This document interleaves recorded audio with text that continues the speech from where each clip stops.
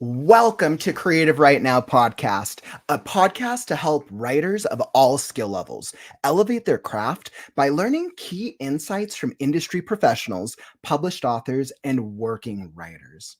I'm your host, Kauffman, and today we have an exciting experience for you. I'm going to be sitting down and chatting with Chris Lilly and over with Flow Your MoJo, an exciting business that helps writers really channel their inner writer through tarot readings and understanding their creativity so they can work with it and not on it. So let's, before we hop into the podcast itself, I want to touch on a couple housekeeping rules. All right, let me pull this up. So the way this podcast is going to work out, we're going to go through a step-by-step interview process. We'll go through different questions, and you're actually encouraged to ask any question that you want to know throughout the experience. If there's things you want to know about the writing experience, or if there's things that you want to know about Chris and Flow Your MoJo. Now, if you stick around till the end, we actually have a couple exciting things for you. So at the end, we're going to be doing a special free write exercise for you to be able to give your mother a short story. So we're doing a special free write for Mother's Day. So that will be super exciting. And then halfway through the podcast, we're actually going to be doing a live tarot reading workshop. So you're going to want to stick around because we're going to be doing a step-by-step process. We're going to go over this worksheet and we're going to include you in what are the specific questions that you can ask yourself to help be a stronger writer and really get in touch with your creativity. All right. And then that's our show for the day. So let me hop straight into it.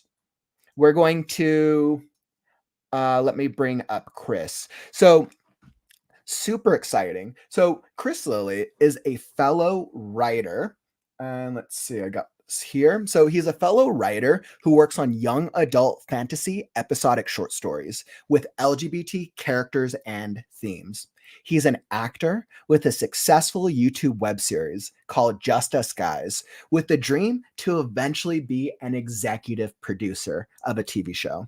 He is also the fearless leader behind Flow Your MoJo, where he guides screenwriters and authors to channel their creativity through tarot cards. His writing community helps writers discover how to establish healthy writing habits and approach their creative works from a different angle to work with their creativity instead of on it. I'd like to officially bring up and welcome Chris Lilly to the stage. Hello. Welcome, Chris. Welcome.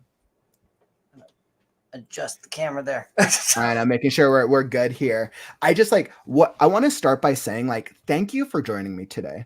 I really appreciate you taking time to come and sit with me and talk through writing stuff, especially on Mother's Day. Oh, we're talking tarot and writing. I'm happy to do so. Awesome. Okay, so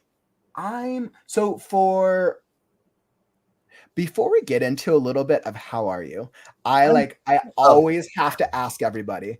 I'm on a mission to understand creative writing around the entire world, and I have to ask every writer this. What does creative writing mean to you? I think it's an expression of self. I also I think that creative writing to me is a sense of relief. I'm sorry, not relief, release from things that are holding us back. Mm-hmm. I don't know if you want me to go longer and deeper into that. No. That's interesting. I think for me, a lot of times creative writing is self-expression, and it's fascinating because so many writers out there always have a different perception and definition of what is creative writing. And I'm trying to help change my industry. So I'm always curious, but I can totally resonate with that. Yeah, no, what I've been hearing a lot recently is just how a lot of people aren't getting the support to be the creative writer that they want to be. Mm-hmm. And so I would ultimately say that it is a release of what the world world is holding you back from, or at least a step forward toward that. And that way you can be your authentic, absolutely agreed. just being your authentic self and discovering your authentic self. Because sometimes through writing, you don't know. And I think that's why writing can be such like a therapeutic process and healing journey for a lot of writers out there. Yeah. Absolutely. Because they're able to understand like, okay, here's these traumas that I've experienced, and now I can work through them, tell stories that are authentic to my own experience in a way that's creative to me and my own self-expression. Yeah. Absolutely. And so that's, by the way, Marta, welcome to the stream. Thanks for stopping by, my friend. I'm sorry, what was that, Chris? I just say, hi, Marta. Let's see. Marta was saying for her, creative writing is to write because she was finally pushed to write by herself. Yeah. Right. And I could see that happening for a lot of writers out there, right? Especially when we have all these like ideas and we have a support system. And then you hit that point where you're like, you should be a writer. You should go tell that story. Oh, you know that friend that's like always telling these like really crazy stories, and you're like, why don't you write a book about it? True. I didn't know I was a writer until I watched the series finale of Charmed. Really? So Charmed was your gateway. Like because I didn't know. I moved out here to LA not knowing what I wanted to do, and I was just like not sure, and I was here for 3 years. Okay. And I was watching the finale of Charmed with some friends, and they were complaining about how one of the actresses looks. And I was like, why are you complaining about how they look? This is the last story you're ever going to see. And that's when I was like, oh, I am a writer. And I didn't even know. So that's my. Did you start with screenwriting specifically? Was that the way? So you're like, okay, I'm going to just start writing spec scripts. I'm going to start writing like a screenplay.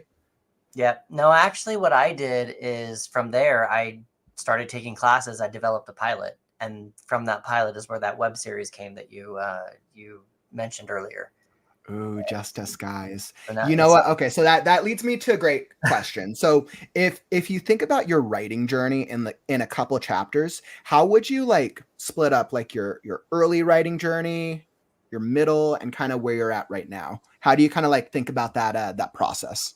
Right now, I would consider my chapter 1 be more of a discovery. Okay.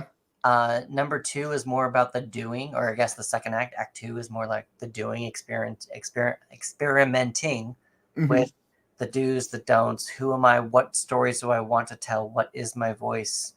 That kind of thing, exploring that. And then Act 3 is just, I'm going to say not expecting a result, how do I say this? Not expecting a specific result. Okay. Act 3 is more like being proud of what I have created and what I have done and who I am as a person, as a writer, and not letting other people dictate what I can and cannot write or what I can and cannot do with this life that I have. Interesting. No, yeah, that absolutely does. That really does. It sounds like you're trying to make your writing impactful and really making it like really like resonate and connect with people in the same way that you feel and it resonates within yourself. Yeah, that, and also it's just exercising, taking up space. A lot of us have, a lot of people are getting notes about why are you writing? It's what you're wasting your time, all this stuff, instead of being, go for it. Go do you. Go do what you want to do. And I just think that if we can be all more supportive and just allow ourselves to take up more space, I think that's kind of more of my Act 3. Is more. Yeah, that totally makes sense. And I can actually really resonate with that as well, because like I started just writing very early on just to have fun. But then I went into my like college years to like learn all the different areas of writing. And now I'm kind of writing I think I'm writing to show and help other writers now. And I've kind of hit that point where it's like, I understand myself, but I'm writing to show that my writing process can be easier and fun with other writers. It's a process. Yeah. But the monies can be great, but But if you're doing writing for the money, Mm-hmm. I don't think you're going to be completely happy. Mm-hmm.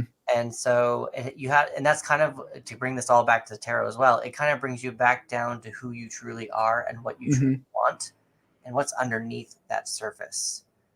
And that's just kind of, if you're just doing this for the money, then you can go off and do something else for just the money. But if you want to Mm-hmm. actually experience this life that you have, then that's the best. That's where I think the writing needs to ultimately come from. And then, like what I said earlier, without the results, just kind of experiencing what those results are. Mm-hmm. Yeah, I'd completely agree with that. I think a lot of people out there enjoy what they read, what they watch, what they view, right? And then they also have the need of like, okay, well, I want to make some money, right? So then they get into writing, they start writing a book, start writing a story, not realizing just how long of a process it can be, Yeah. right? All the way from brainstorming to writing the drafts to editing to publishing. And we don't even get into the marketing aspect of being a writer in the 21st century. Like that's a whole nother thing. I have stories I've been working on for 5 years. You and me both, my friend. People always I always think about like, okay, so how many stories? I probably have like well over 50 stories in just my catalog of just unfinished stories between shorts, novels, scripts, the whole shebang. Yeah. And I'm like, is that, as I've been continuing to meet more and more writers, I've been realizing, okay, this is actually a very common thing, much more common than I expected. I thought I was just like an oddball of not finishing stuff. No, apparently a lot of people have that issue. And I do feel, I like this advice, write every day, but also we're human. So things come up and, do with that what you will, kind of a thing. But that makes sense.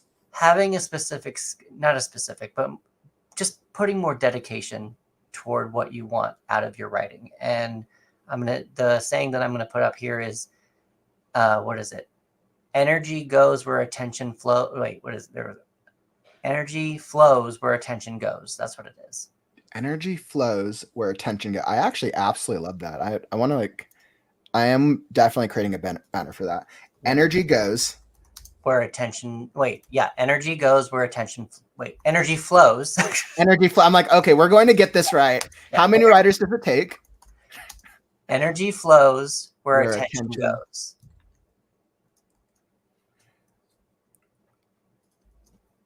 And that's with anything in life. That's not just creative. That's just not creative writing. But if you're going to be really concentrating on learning how to ice skate, then you're going to get that energy to learn how to ice skate, or that energy is going to flow and get more flow. But if you're not going to pay attention to that, there's going to be no energy there. I think that's absolutely agree with that, right? I think once we focus our attention, it really lets us really hone in on what we want to improve upon. And that's also, again, what kind of I feel the tarot does as well, because we're all so distracted. It's our attention spans, and this TV show and this product and this family member says this and this friend did that and I want to do this activity. Like, it's just there's so much noise. And pulling a tarot card, I just got chills. Pulling You're like, okay, he's saying something good. Pulling a tarot card just kind of gets you centered and grounded into the current moment and into who you are and where you're feeling in that moment. And everything you're feeling in that moment when you pull that card is valid. And interesting. So you think it helps the most in an age where we're easily distracted, we have competing priorities, and we're really but we want to be creative. It doesn't mean we don't, but it's hard to really focus in on what's important.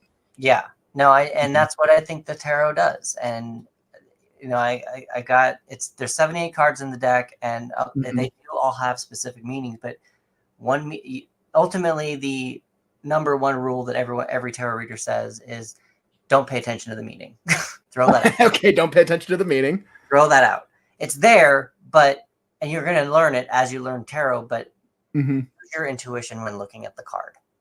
And so interesting. Okay. So the card could have a specific meaning, but if you're just like looking at it, you're like, that's not what I'm seeing here. Totally valid. Mhm. That's what you are seeing in the moment. That's the question that you have asked.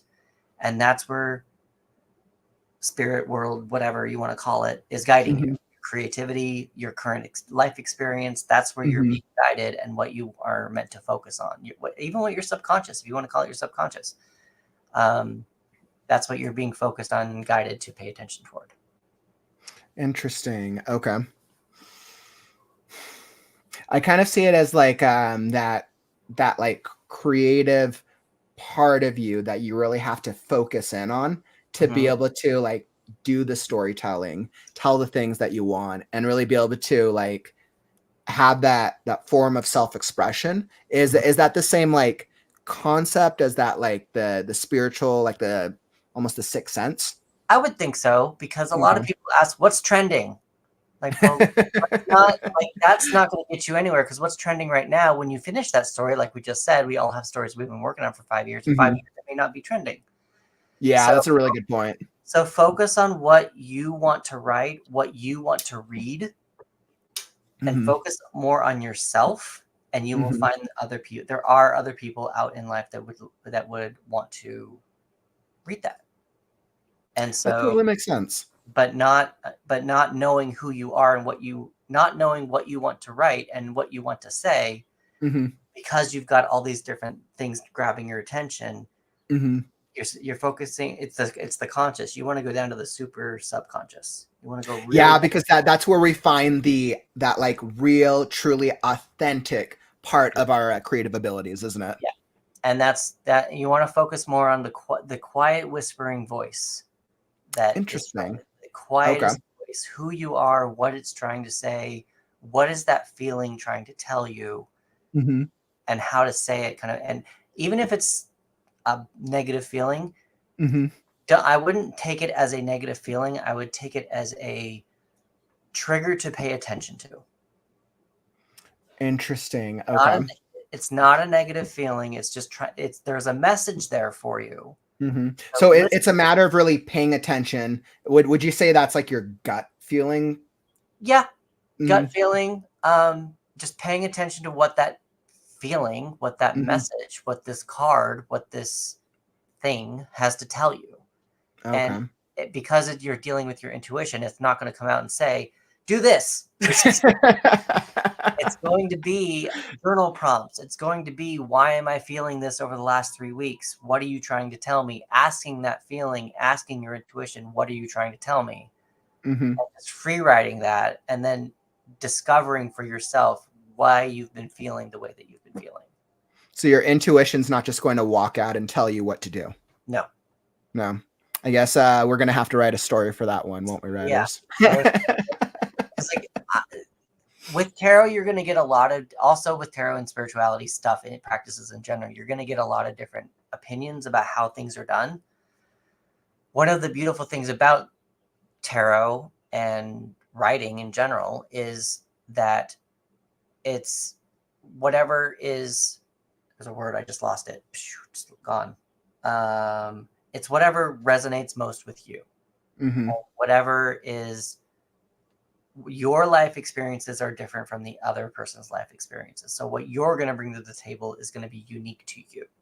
Mhm. And so that's kind of and that's the same with writing. What your unique experiences are with your life and how you write is going to be unique to you.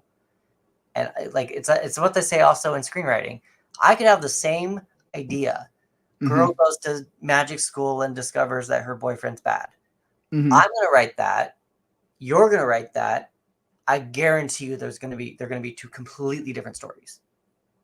Yeah, absolutely. Because we're going to have two different creative processes of sharing that story with the world. Yeah. And then like when I think about storytelling, I think about my process and we each have a style. I break it down into more of like a logistical thing that creates our style, right? As compared to an authentic thing. I think our authentic creative expression is a combination of either world building, character development, plot, structure, and did I say I think You world said building, world character building. development, plot, structure, and dialogue.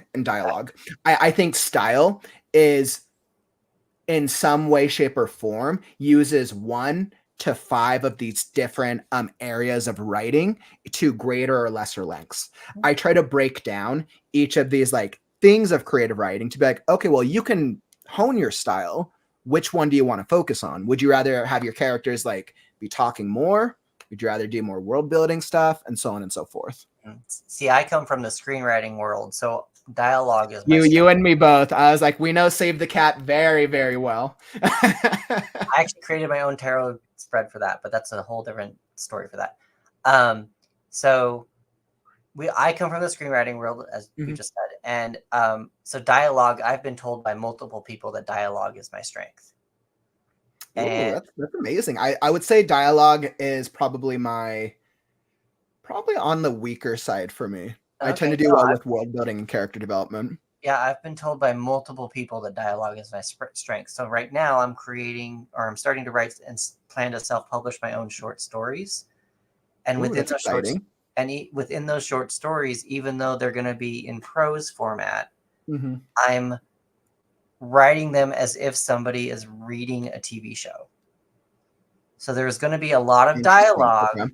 and there's still going to be prose. He said, Mm-hmm. she said, all this stuff, but it's going to be more coming from the characters as if you're reading it and reading a TV show Mm-hmm. versus getting into the character's head and spending a page and a half. He felt this way about this, and why did he Mm-hmm. discovering? It's going to be very the characters telling the story, and I'm just the vessel to put it out. Right, because as we know with scripts, right, we have to tell the story through dialogue and action. Yeah, there'll be, and of course there'll be a little bit of he felt this way because of this, just to get the transition in, because it is a different Mm-hmm. format. It's prose. But I feel like a lot of the times that's really more like because I've gone and I've looked at a lot of really popular, well done scripts at the Guild Library, and a lot of the times you see that they try to leave the emotional, the he felt this way, she felt this way for the actor to be able to. Oh, agreed. Mm-hmm. But again, prose is going to be different than a script. So Absolutely, so 100% agreed. that's what I'm saying. There's going to be some prose rules in there, but there's also but it's going to be as if you're reading a script in prose form. Mm-hmm. If that makes sense. that totally does. By the way, we have a great question here from Marta. Marta was saying, was there any important obstacles? And I think she's asking about, are there any important obstacles from you being able to write, or any obstacles that have like prevented you from writing? Like your parents or someone that you loved yelling you, but to write. Yelling at you not to write. Not to write. Mm-hmm. No, I haven't really gotten a lot of that. The problem that I've been having more with that is just more of hearing the supportiveness from friends. Mm-hmm. It's not that they don't support me, it's that they don't tell me that they support me. Does that make sense? Interesting. It's not that they don't support you; they don't tell you. Yeah, or like share Interesting. or make a share or something. It's not that they don't Mm-hmm. support me. It's just kind of like I haven't really gotten a no for that. I will say though, regarding that, as a teenager, I do think I started kind of writing. I started Okay. doing, I started doing some fan fiction where I was doing Charmed and Power Rangers, just kind of like crossovers. Hey, I love that. I started my fan fiction journey, I think, with Heroes, with the television show. But as a kid, as parents, they're always like, "Go outside and play. Go do something. Go out and Mm-hmm. get some fresh air." And I'm like in my computer. I'm like, I'm happy. I'm playing with Power. Like I'm fine. So I think there's a little bit of, I don't want to say not support. I think lack of communication about what goals are between people. Does that make sense? Okay. It's a lack of communication about what, like, having parents ask, why do you like doing this? What makes you like, understanding their kids about what makes them tick, if that makes sense. Okay. So I haven't really gotten a no. It's just more of a lack of, I've just more felt like more of a lack of external support, so I've had to just carry it myself. Yeah, and I think that happens with a lot of writers, right? Because writing is such a process, and a lot of the times the world and a lot of the times the writing community views success as, do you have a published book? And Mhm. is that published book a best-selling novel? Yeah. When No, in I'm also, reality, there's so many logistics to actually having a best-selling novel, which are a lot of times out of your control. yeah. Mm-hmm. Which, by the way, I'm going to rewind a minute. It's not to say that I don't have support writing. There are Mm-hmm. plenty of people who do, and there are Mm-hmm. plenty of people who have helped me in different ways. It's just I haven't experienced a mass support with that. Does that make sense? I don't know. Yeah, absolutely. It's like, we know that, like, I know that my family supports me in this Yeah. experience. I know that my friends support me, but I don't have a large collective of people saying, I believe in you. Yeah. I'm your following, right? Yes. And I think that's the goal, right? To build up that readership of Mhm. people who care about your storytelling. And to actually go back to the Marta's question with the obstacle, I think the obstacle is more of corporate America. That's a whole Interesting. different. What do you mean by that? It's going to be a whole different topic, but to touch on it, I kind of Mm-hmm. feel like as an artistic endeavor, a lot Mm-hmm. of corporate America does not support that. And they want you, I feel like there's a little bit of corporate America not supporting creative endeavors because they want you to hire you to make them money. I don't know I'm if not that surprised by that. If you're here going in the down a whole stream right different now, hole. is that something that like resonates with you? Like, let's say you have like a 9-to-5 job. Do you feel like it's not in your businesses or that company's, your job's best interest for you to go out and be creative, do your writing, and go become a successful writer? Like, I'm kind of curious. I would love to hear from the community. Yeah, for me, they're gonna want, and you've heard horror stories. If you become this bestseller author, your company's gonna be like, "Well, did you write it on our company time? Because now I Mm-hmm. want it. Because now I want some of that." Mm-hmm. So there's just like a little. I just feel like there's more of the collective American way is go make yourself money through different ways, but being creative, I'm not going to support you in that. Mm-hmm. I don't know if that's kind of what I've been feeling. That's what I've experienced. Other people might experience different things, but over the last couple of years, I've just discovered that doing creative things Mm-hmm. is a getting you away from making corporate America money. And I completely understand that. There was a reason I worked in customer service for a very, very long time. And as much as I wanted to be creative and do the creative stuff, it was never in their best interest because the amount of energy that I had to put forth in those jobs left me with very little energy, especially after all my other, like, having a dating life and family and friends and having a hobby, and then having the time for the creative stuff. Like, that was challenging. Yeah. Right. And like, my boss didn't want to hear about me writing a book or working on creative stuff unless it pertained to making money for that business. That's a whole different rabbit hole. We're gonna move on. I know we could have like a whole nother conversation on like, all right, how to break out of corporate America as a writer. Yeah. That's a whole different topic. But you have a couple of our community agreeing with you. Dana was agreeing about corporate Dana was agreeing with corporate America. By the way, if you're here in the live stream, I had a great interview chat with Dana last week on storytelling. You should also make sure to check out that podcast as well. Dana's an incredible writer. And Mami Tully, let's say, I once thought of trying marketing as an outlet for creativity. And I like, social media at heart is marketing, right? But it's like, people want to feel like they're being marketed to in a way that's authentic by real human beings. Mm-hmm. Yet we'll go every day and spend the money at Starbucks and go buy a $10 drink because Starbucks is marketed correctly. You know, marketing as a creative outlet is great for some people. Mm-hmm. I find it a chore. Right. And I think it comes down to like, how do you want to creatively express yourself? Right. Yeah. And I think that's That's the key of it, right? And for some people, like doing marketing as a creative outlet works. Like for myself, sometimes when I'm doing like certain stories and I'm using it as marketing purposes, it's creative for me because of the way that I'm writing it and the way that I know people will respond to it. But I also feel like if you're going into creative marketing or writing for creative marketing, you're marketing somebody else's product. I mean, you can do it for That's a good yourself, point. Mm-hmm. but you can market it for yourself and maybe take those skills to market yourself later. Mm-hmm. I just, as you're learning marketing, as you're learning writing for marketing, it just feels like a chore to me.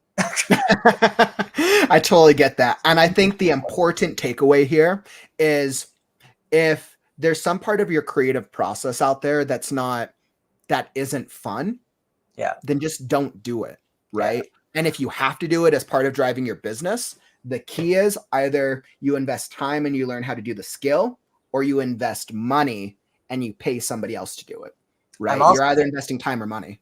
I agree with that, but I'm also going to bring it a little bit back to tarot and say, ask yourself why you're getting that resistance.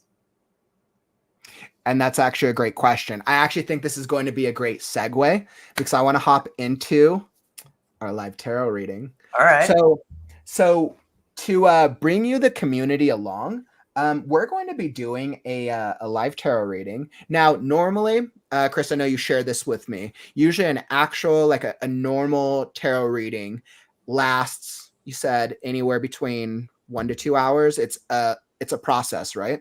It can be a process. Mine lasts usually about an hour. I did do tarot readings on the strike picket lines for the actors and the writers last year, and I tried to keep that's them. Like, I just, that's so incredible. Yeah. That is so incredible. Thank you. I tried to keep them down to 5 to 10 minutes because it was like I got a line. And so, all of the writers who want to know, all right, so when this strike ends, will my script be picked up? Some people tried that, and I was like, there's too many energies involved with that. I don't even want to.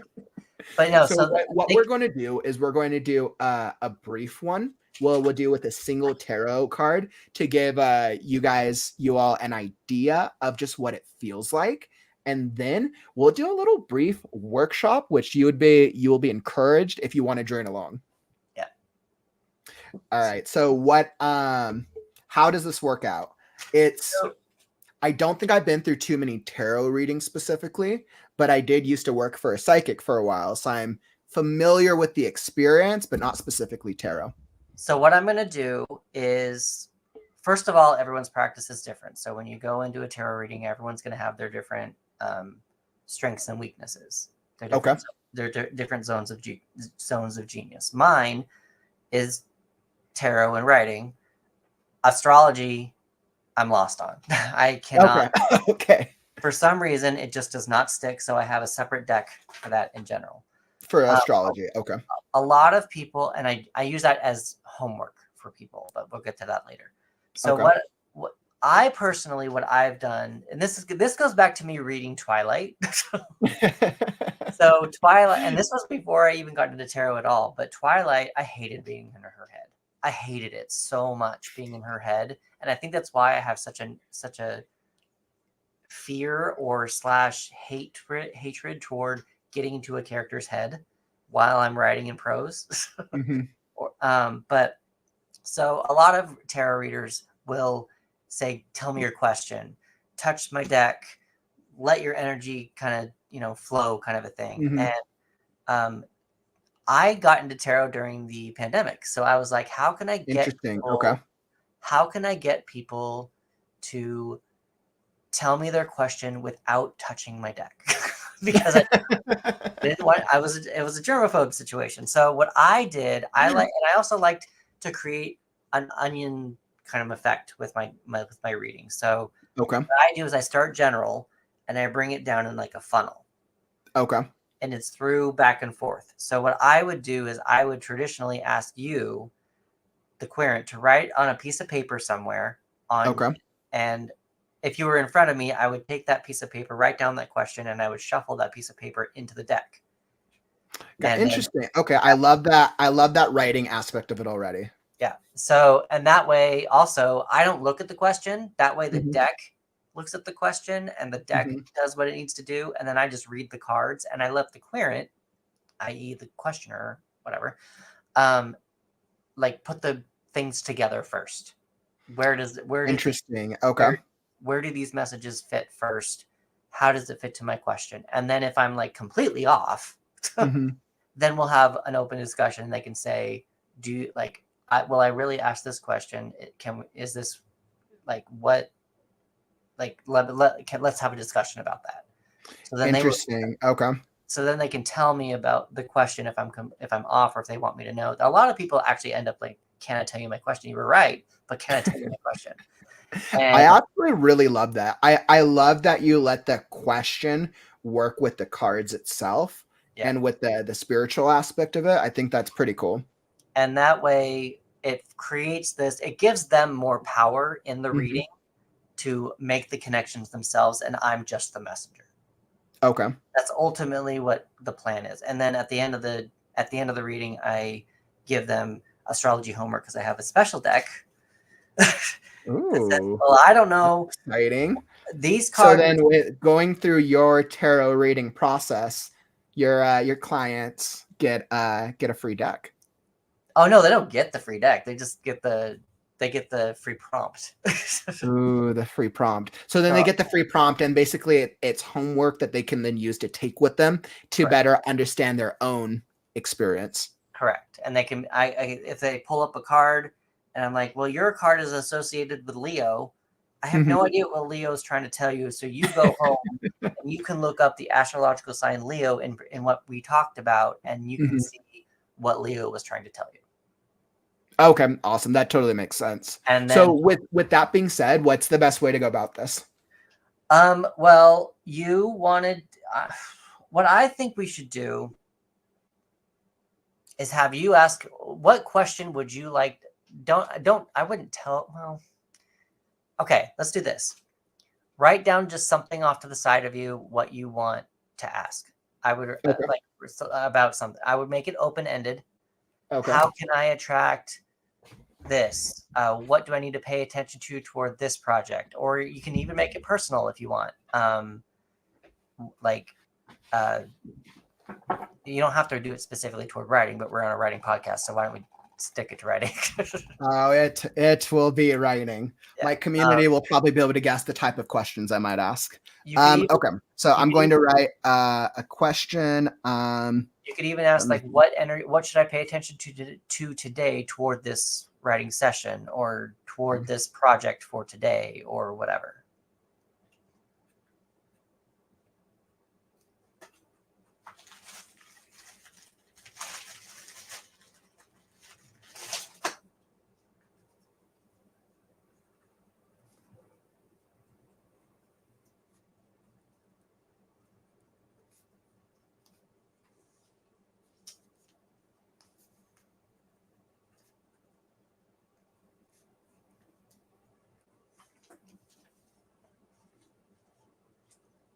You don't want to ask a definitive this is for the viewers, but you don't want to Mhm. ask a definitive question.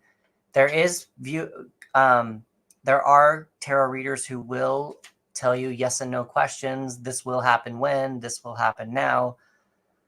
I come from tarot with a more intuitive approach and more of an empowerment approach.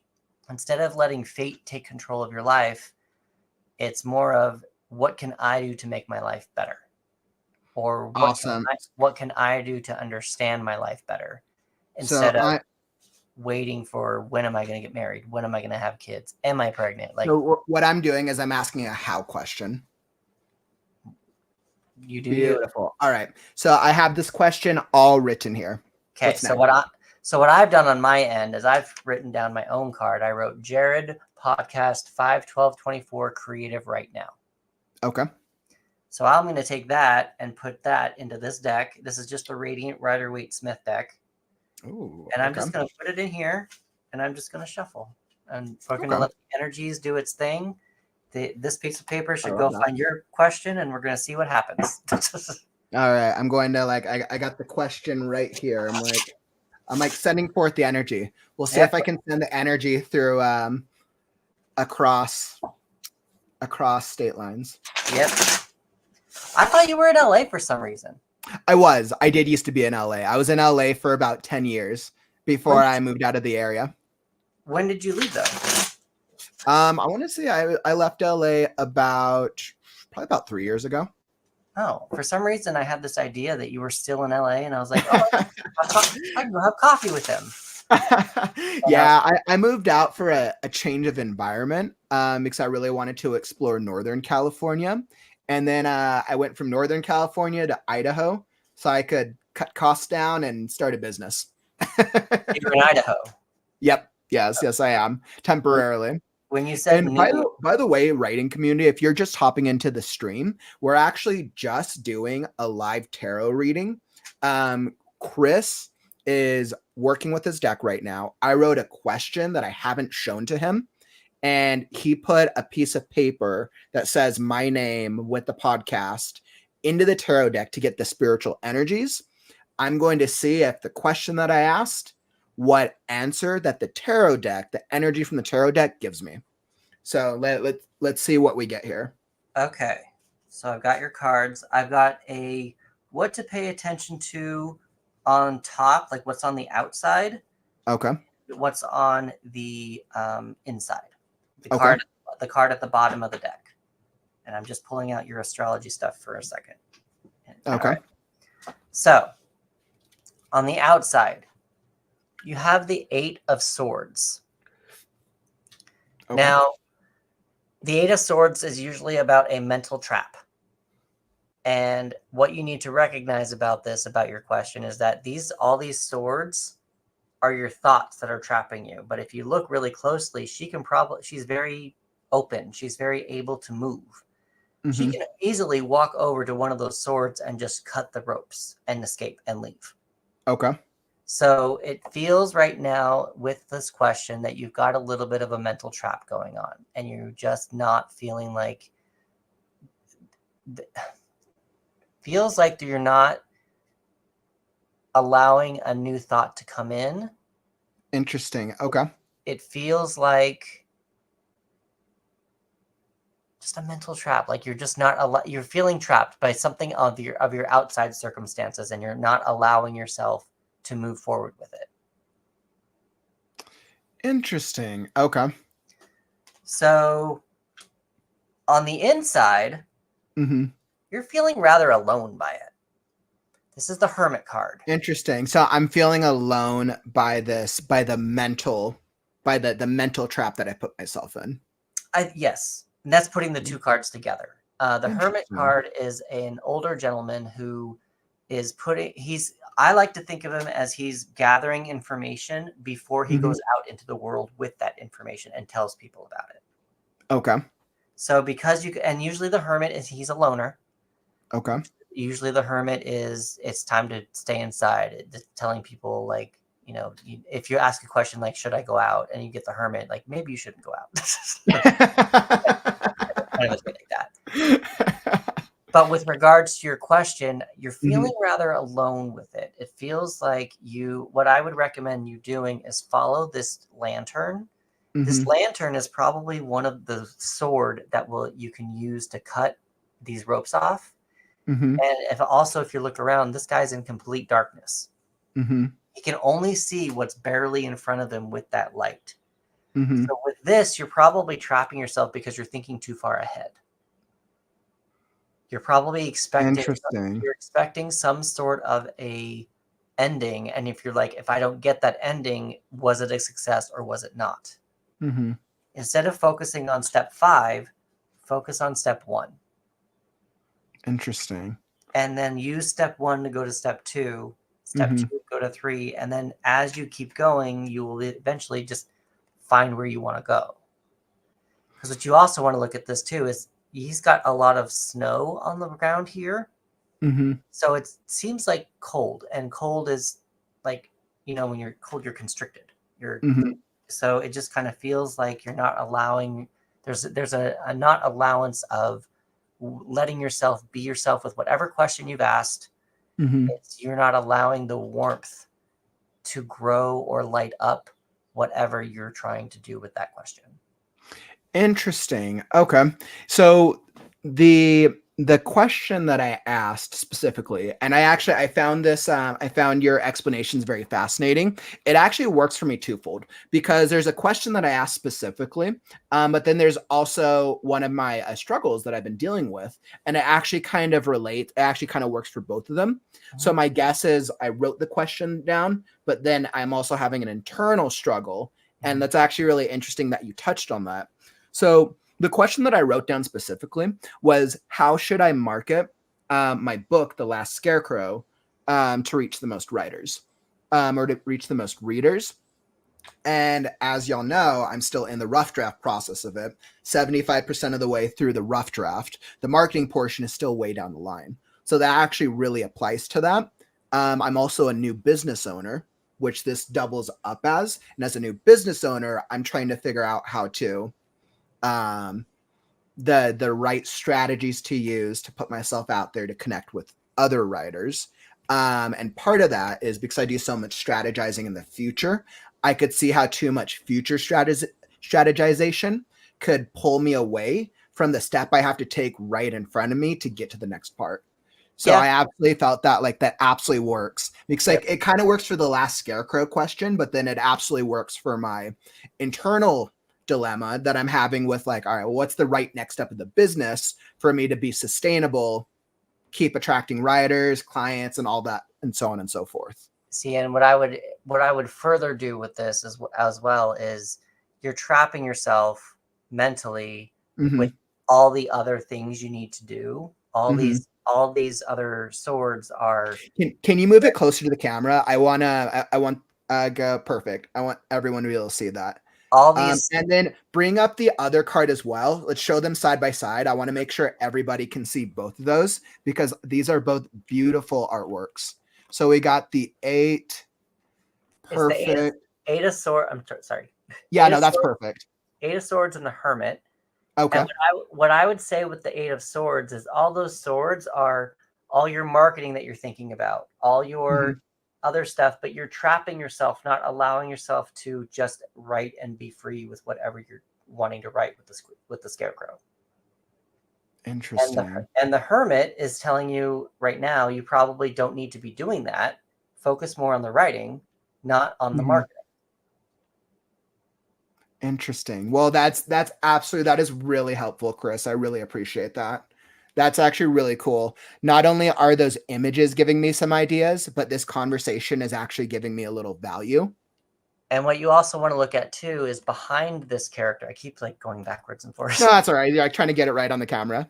Back here is a mountain, and behind that mountain, it looks like there's like a city. So that could be the mountain also that you need to climb, but that's later. That's not now. Unless that's the mountain that my character needs to climb in the story. It's still definitely given me some. You've given me some absolute great inspiration. So if as you know, I work on Last Scarecrow every day in my writing sprint. So if there's a mountain with a bunch of swords that shows up, y'all know why, community. There you go. So by the way, I just want to, Chris, I want to thank you so much for that. That's actually really cool. I just want to welcome, we got a couple people who hopped into the stream. John, welcome in, my friend. Thanks for stopping by. And yes, we're actually just doing a live tarot reading. I wanted to show you guys what the experience was like. Silent, welcome to the stream, my friend. Happy to see you here. Welcome, you guys. So we just did a quick tarot reading. It was super cool. Now, usually, I know, Chris, you shared it's a bit more of a process. Right? It is absolutely a bit more of a process. But in terms of our timing, I want to also make sure that we can give you, the viewer, as much value out of this as well. I'm going to give you one last piece of homework before we leave this tarot reading. Okay. All right, give it to me. Go get out your question. Okay. Look up in regards to the 8 of swords. Swords is the element of air. Okay. So if you need to look up something astrological for your story, look up the Gemini, Libra, or Aquarius signs and see if they have more answers for you. I would also pay attention for the Hermit. Probably the Hermit is more important because it is a major arcana card. You want to look up Mercury and Virgo, and the Hermit is more associated with Earth. Interesting. Okay. So whatever you discover from that, that's your homework. And now we can move on. Thank you so much for that. That's actually really cool. I'm definitely, after I've done my homework, I'm going to come back and share that with you, Chris, and I'll come share it with the community as well. That's actually really cool. That's what I do. Because astrology to me just can't. I've tried. I've listened. It's not my zone of genius. It's not my expertise. But I can at least give homework to people and tell them where they want to go. So to make this tangible for the viewers here, as a viewer can or how as a writer can writers use like a tarot deck or tarot readings to help like become a better writer? Well, we're going to do something general because we kind of just did something more specific. So I'm going to just shuffle the cards really fast, and we're just going to pick a card, and we can, is this your segue to the worksheet? Yep. So like I wanted to bring up kind of the topic so that way we can talk through with our viewers. What we actually have for y'all, we have a really cool worksheet that we're going to bring up on the screen that Chris uses with his business, Flow Your MoJo. Let me pull it up. And we're actually going to do this. So you're invited if you want to come join us on this pseudo workshop experience. Chris, do you kind of want to walk through what we're going to do right now?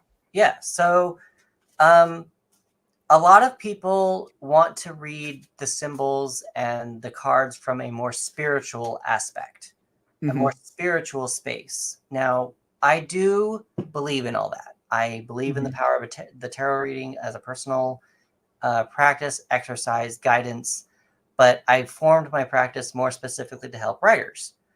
And what I've also discovered as I'm writing prose and books is that when you're writing a book, you want to like make the reader feel like they're in the story.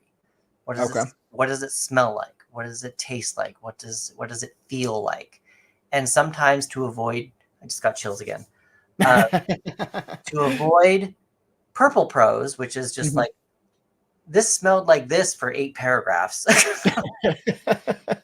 It's just, let's just get to the point and just, it smelled like this in 2 or 3 sentences. So what I've done is if you are stuck on a project and you're like, I don't know what this scene needs, I don't know what this scene wants or whatever, I pull a card and I shuffled. We're going to just pull a card. Perfect. And then what I'll do is I'm going to pull up the worksheet as well. Yeah. So there's a worksheet that we can do that goes in line with this. I posted in the comments. If you want to check out, go to the link and I'll pull it up. Let's see. Nope. Let's go. I have to actually share the screen. Give me just a second, Chris. So actually, let's share the card while I pull this the screen up. All right. So without knowing the meaning of the card. Let's go. So let's see the card first. There we go. What? Interesting. Okay. Take a screenshot. Everyone who's watching, take a screenshot. Then you can look at it. Oh, and pull it back just a little bit so we can see the bottom. There we go. Perfect. So that looks like the 10 of Wands. We got the 10 of Wands. So if you're just tuning in, we're doing a live tarot exercise. So whatever part of your story that you're working on right now, if you feel stuck, we want to use this for your for the part of your story you're stuck on. Yeah. So we got the 10 of Wands. All right. So with this worksheet, what do you see? Let me pull up the worksheet. Here we go. And this is something that you're probably going to want to do on your own time a little bit as well. But what do you see? And write down what you see. Okay. And then what do you hear? And write down what you hear. And what do you taste? What do you smell? What do you physically feel in your body as you're looking at this card? what do you feel emotionally when you're looking at this card? Also, I skipped one. What do I feel physically in the card? Like in the card, do you feel yourself carrying these 10, or your character or yourself carrying these poles, these wands? Are the Interesting. ones Okay. heavy? Are the ones giving you splinters? Or your character splinters or whatever? And then, again, you've got, it looks like he's in a desert. So it Mhm. could be, I feel hot. And he's obviously looks like he's working really, really hard. Let's see, let's move down. What numbers do you see on the card? Obviously we see the number 10, but do you see any other numbers? And again, this is your own and personal interpretation. You could see the number 7. Interesting. So is it so essentially with all these questions we're asking ourselves, right? Like, so like, what do I see? What do I hear? What do I taste? We're essentially leveraging our creative nature to what we're experiencing in this present moment with this specific card. Correct. And then what Okay. you And we're not like using that for the story yet. We're using just for this card right now. Correct. Use Okay, it cool. just Wanted for to the make story. sure. And well, you can do a little bit of both actually, because it depends on how you start the read for yourself. Usually it's if you want to ask the tarot, my scene is missing something. What is it missing? And if you get this card, go through these prompts, and it will probably tell you what from here you can find out what your scene is missing. Probably not. Your scene is probably not missing all 20 prompts that we're doing right now. Like if your scene is missing 20 prompts, we might have another problem. but also like what we discussed earlier, it's you want to get into your super subconscious in your creative mind to figure out what you really want to say in the specific point of your story. So these prompts are just kind of like, they feel general, but by the time you finish the worksheet, you'll be more in control of your own mind and your own creativity, and you'll be able to be more focused on what you're trying to ask or add to your project. Interesting. Okay. So let me pull the worksheet back up. And what I'm going to do, I'm going to drop our displays for just a second so they can see that. And then Chris, you can bring it a little closer to the screen now.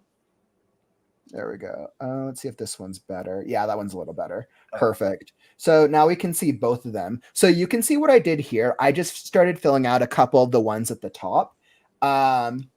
Do I necessarily feel stuck at in my story, The Last Scarecrow? Not necessarily. Well, I have a plan.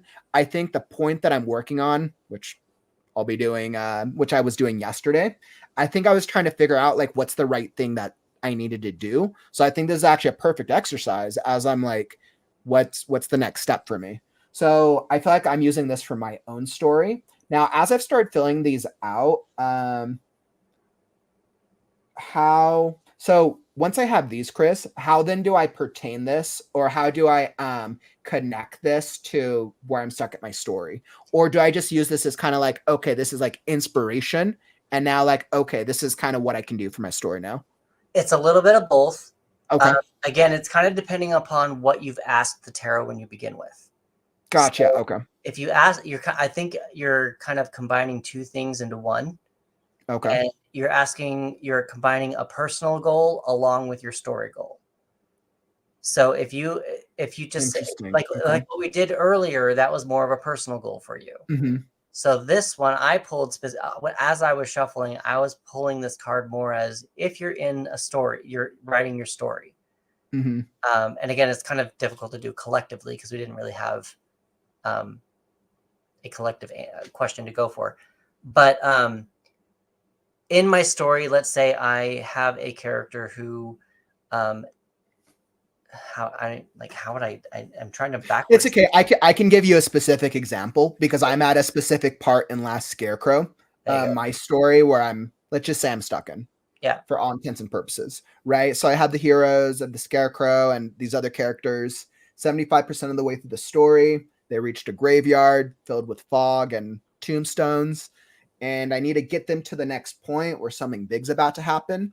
but they've landed at the graveyard, and I'm not sure what to do in the graveyard for them to get to the next story point.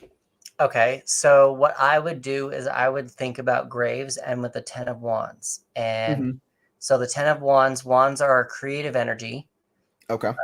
And what I would focus on with that is when you're looking at this, obviously there's a desert, so it's not really quite matching up with being in a grave site unless the grave site is in a desert. Depends on where you want to put that. Interesting. Okay. You can use the 10 of Wands as are these 10 shovels? How many characters are they do you have in this scene? What you could also pay attention to is if you look in the very back here, there's a house. Oh, okay. I'll pull that up big screen so we can see that. There we go. Perfect. So maybe that's your mausoleum. And then there's maybe 10 sticks or 10 wands or 10 items that they need to carry to that mausoleum in order to get to your next scene. It obviously seems like also, to me, it seems like maybe there's a spell that they want to do, and they need to carry all of their supplies to that mausoleum, but there seems to be something heavy with this item that they need to bring with them. Interesting. So some of this might be a little bit of backtracking to make sure that if you need to go back a few scenes to figure out how to get to where you need to go, this is some things that you can use to flow that out. Interesting. So it absolutely gives me a lot of ideas as I'm kind of brainstorming and thinking through my story opportunity at this part. What it does is it gives me a lot of different ideas of what I can do to solve the problem. Correct. And then also, again, like he's traveling to this mausoleum, but the mausoleum, he's carrying all this stuff, so it's heavy. It's on his back. If you know more about the tarot, down at the bottom, there's a, what does the card mean? This is completion. This is the end of a cycle. So at the end of this cycle, that's exactly what's happening, right? Them finding the thing in the graveyard ends the cycle of the journey they've been on, so to speak. Yeah, and then you could also be what comes after this. What do they need to do? In general, when this card comes up, the individual is taking on too much. They need to. All the wands are specific. That is true. They're taking on all their different. I lost words. Words are lost. All these wands are different responsibilities. That's the word I'm looking for. And so they maybe need to divvy up the responsibilities. Instead of carrying all 10 by themselves, can they bring a team with them and have one person carry 3 and one person carry 2 and help relieve that so they get to the mausoleum faster? Is there something that maybe they're carrying on to something too much emotionally and they need to release that and get this card to be reversed to drop all of the wands and get there faster. Maybe they don't need any of this. Interesting. Yeah, that absolutely gives me some ideas for the Scarecrow character in all the responsibilities that he's going to have to drop when he discovers the truth of this next major plot point. Sorry, I'm getting TikTok a little bit of what the card is. No, yeah, you're good. But yeah, so that's ultimately how you can use tarot in pulling cards, and from there you can see what works with your story, what doesn't. It gives you a new point of view instead of just being like, my characters are stuck in a cemetery, now what? Yeah, no, I absolutely see that. So it kind of seems like you would use the combination of this worksheet, right? So I fill out all the answers on this worksheet. It gives me some creative indicators of like, okay, I see this on the card. How could I use that to do this differently? And then you're also doing the reading itself of your understanding of the card to be able to problem solve the specific story problem. And using your own intuition, connecting on what feels right. Okay. Connecting to your own writer's voice, connecting to your story, what your story and how your story wants to be told. Like there's just so many different things you can do with this one picture. Yeah, and I think it's absolutely given me some inspiration because it does actually speak to the story moment that I'm doing with Last Scarecrow. Hmm. Because I'm at the moment I'm at is the break from Act 2 to Act 3, Hmm. where we're about to start leading them towards the climax. But for him to start leading towards the climax, he has to end off the completion of this. Essentially, it's Act 2. So Yeah. the journey that he started was at the beginning of Act 2. Now we're at the end. And I've been trying to figure out how do I do this graveyard to best symbolize the ending of this. And I think it gives me the idea that he's going to have to let go of all of this pressure that he's been putting on himself to be able to use and understand his ability for his character ability. Now I'm going to give you one more insight that I just saw too. Ooh, okay. We've got a clear sky. Okay. So with the clear sky, Mhm. probably you don't need to add in any weather issues with your story right now. Interesting. Oh, interesting. Okay. Don't make it a dark and stormy night and let the rain get in his eyes and interrupt him with whatever he's trying. Don't do that. Mhm. It just you've got no weather going on here. So just focus on what he needs to do. Mhm. If he needs to release something or whatever. But I would, because it's also Act 2, you're Mhm. not trying to get him to that last moment of, hold on. Okay, there we go. You're not trying to get him to his last moment where he's like Mhm. his last dying moment of what do I do before I ultimately take control of this, whatever beat that is in the Save the Cat. I can't remember what it is off the top of my head. But you know, the very end when like it's the most desperate point of your character where they make their ultimate decision or Mhm. whatever it is. This is because this isn't the end. Obviously, it's the end of Act 2, but it's not the Mhm. end of your story. So there's things that you can do using this picture. Like I wouldn't like you don't need to put in. There are things you don't need to put in, and that would help. That helps you stay a little bit more focused instead It of does. And I think it's important. It makes me realize that I need to focus this story moment specifically on the scarecrow, yeah. on the character, instead of putting focus on the other parts, the Hmm. other areas of the story. Now another thing you could also do is if you go down to number 12, Mhm. it says what were the characters doing before. So with this card, what was he doing before when he started gathering up all these wands and shovels and responsibilities? And that might be So would you say before, as in, so for the beat, would you say it was at the beginning of Act 2? no, Or would you say before the scene? before the scene. What were they doing right before the scene? How did they get to this spot? What was the instance? What was the, I guess you could say, the flow of instances if you want to. You can if you but what were they doing right before this moment? How did he pick these up? How did he how is he carrying them? How long has he been carrying them? Like that, how did he take on all these responsibilities? How did he decide to take on all these responsibilities? Mhm.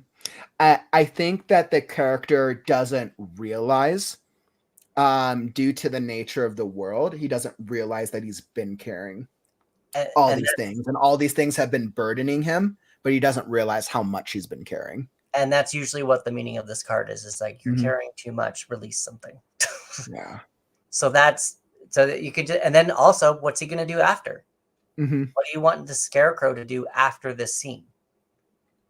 He is going to, without giving anything away, he's going to Spoilers. be he's going to be making his way to go deal with our antagonist. Yeah, He will be starting the Act 3 journey to go fight the last demon. there you go. Mhm. Now, does he still, as, and this is more of a question for you, as Mhm. he's going to do that from Act 2 to Act 3, is he still carrying all this? Or is he actually going to bring a team with him? Or is he just going to drop it all and start fresh? What's interesting is it will probably be the first time in his journey since the very beginning of the story that he's going to be alone.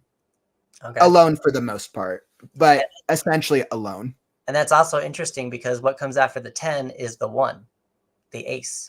Interesting. Okay. So that's usually, once you figure out that it's a completion, you're allowed to start over now, and the next one would be the ace. Yes, Act 3. So like Act 1 was very much a solo journey. Act 2 has been very much a huge group journey. And then Act 3 goes back to it being a solo journey once again. Yeah. So there's just from looking at this one card, we got so much information out of it for you. Yeah, I feel like just from looking at that, and I could see, like, I didn't fill out the full thing more for time purposes. Yeah. But just from talking with you, it's given me different ideas for this story point in the graveyard, which is actually exactly what I needed, because I was struggling to figure out, like, okay, what is the thing that I need to write to make this scene as successful as possible. Yeah. So it's actually this really helped me out. I'll probably be using this inspiration for when I hop into my next writing sprint tomorrow. Yeah.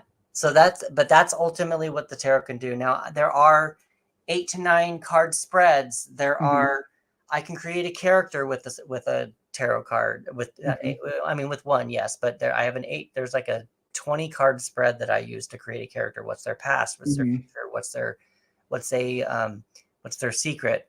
What's a redeeming quality? What's a non-redeeming quality? Ooh. Like, it's a whole I love this. I love this process so much. So Chris, let me ask you this. So for our viewers, if they're interested in getting like more into like tarot reading, is this something that they can do themselves? Yeah. Or like what does this process look like? Do they need to speak with a professional like yourself to better understand how to like read the cards? First of all, tarot is not a closed practice. So okay. And what does that mean? What does closed practice mean? There are closed practices within the spiritual community that sometimes people are, it's more of a, because you're not a part of that culture, you should not be using that part as part of your practice. Interesting. Okay. And so usually that's more of dealing with, like, in my experience, it's more like, like your African deities or your deities in general, or practices like that kind of stuff. But tarot is very open, and a lot of people, there is an unspoken rule that is not true. It's fake. They say you need to be gifted a tarot deck in order to be able to start using it, and that's not true. Go out and buy your own deck. Okay. My recommendation is, if you're writing a mermaid story, go find a mermaid deck. If you're writing, so use like whatever you basically want to pick a deck that you just feel inspired by, right? Whether it's the pictures, whether it's the style, whatever. Okay. Yeah, inspired by. I also think that more of it is also like not picking a deck that almost closely matches what your world looks like already. Okay. And is that just a matter of like, okay, I need a tarot deck. I'm going to go onto Amazon and type in top 10 tarot decks and see what pops up. Sure. Cool. I mean, I have 3. I have 2 vampire tarot decks, and I'm waiting for a third. I want to buy it. I just haven't done it yet.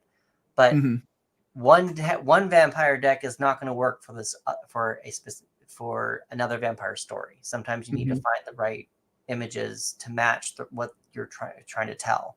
Because then those images. Now, we were just using the Rider-Waite-Smith deck, so this is more of a general deck. Yeah, which I think works perfectly for like a general format like this. But yeah, I know there's so many different styles of tarot decks out there. Yeah, and that's why I have so many of these behind me, is because if someone comes to me and they're writing a dragon story, I have a dragon deck. If they want to create a dragon, Chris, can I ask you, do you have a favorite tarot deck? Is there is there like a like your heart always goes into when you use this deck? I bought the Witch's Tarot. This is what the cover would look like. Oh, that's cool. Okay.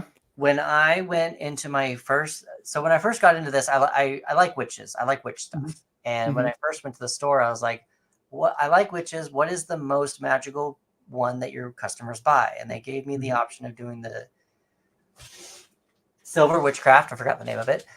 Yeah, okay, the right one. Silver Witchcraft. And then I saw this witches one, and they told me Silver Witchcraft. Everyone loved it. And I looked at it, and I was like, okay, but I kind of like this one, because this one has more of like a King Arthur feel to it. And it does, doesn't it? And so I was really drawn to that. I liked the pictures, I liked the art, and I ended up buying both of them. And this one's still the one that I gravitate more the most toward. Oh, I absolutely love that. So that's the one that I use. It's more for me personally, but I have like a wizard deck that I'm using to write my own short stories with, and one short story version. I have the Everyday Witch deck, which is a whole different short story version, short story world, and it just kind of gets me more into that world. Kind of, but yeah, go buy your own deck and start pulling cards. What do you think is missing in the scene? Okay.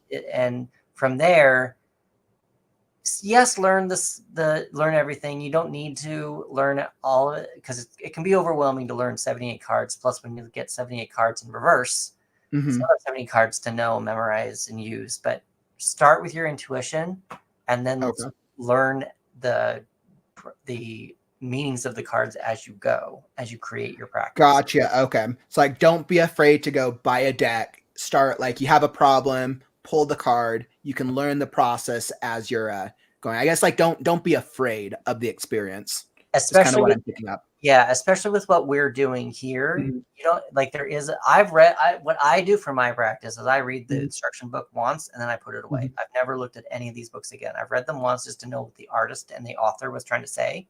And each one, like each tarot deck usually comes with like an instruction book of like, this card means this. Yeah. Right.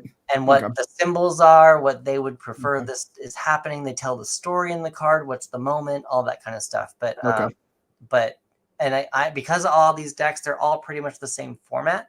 They all have somewhat of the same meaning, but there's there's slight differences just with different authors and different images and whatnot. Okay. That makes sense.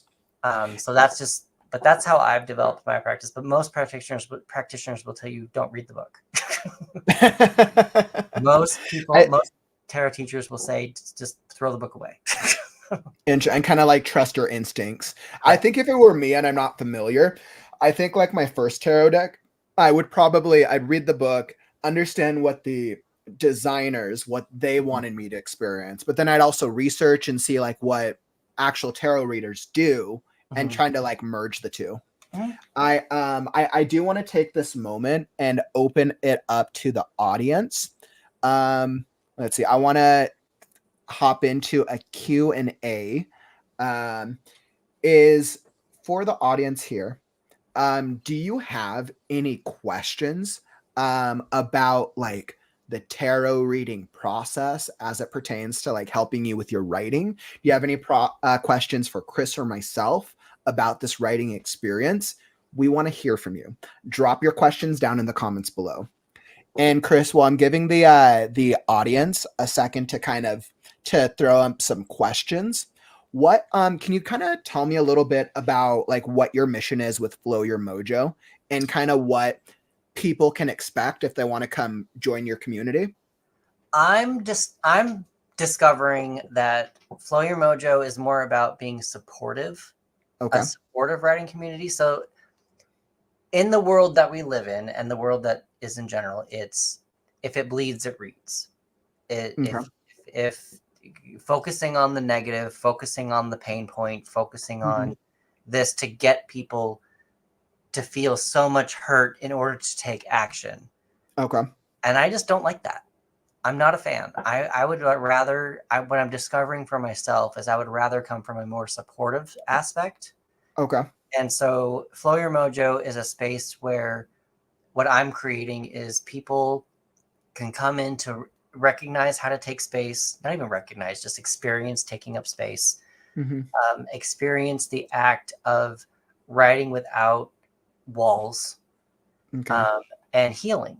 And in my write-ins, what I do is I've started to, so I was a stand-in for a TV show for a while, and every single day before production, they would all stand in a circle, actors, everyone would stand in a circle and take 15 minutes, and anyone was allowed to say what they needed to say. And I'm bringing that toward my write-ins so that if any writer says, I'm just stuck on this and I feel horrible, or this is what I'm working on, and does anybody have any like just like something to get the project going or get your Mhm. whatever you're holding on to, release it so that you can write it.